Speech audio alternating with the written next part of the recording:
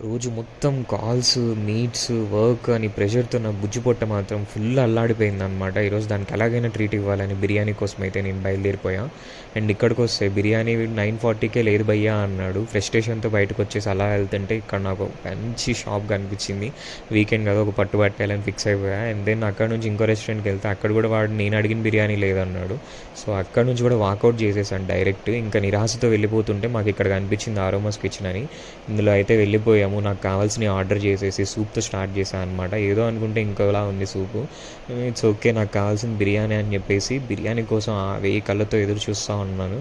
And then మన ముఖ్యమైన ఆనవాయితీ ఉల్లిపాయ మీద నిమ్మకాయ రుద్దడం. అండ్ అదైతే అయిపోయింది. అండ్ బిర్యానీని అయితే ఒక పట్టు పట్టేసి నా బుజ్జి పొట్టని ఆనందంతో ముంచి లేపాను అనమాట అలాగా. అండ్ బిర్యానీ స్పూన్తో తింటున్నా అని చూడకండి, చేయి కడుక్కోవడానికి అక్కడ జనాలు ఉన్నారని సిగ్గేసి స్పూన్తోనే కంటిన్యూ చేశాను అనమాట. Thank you for watching.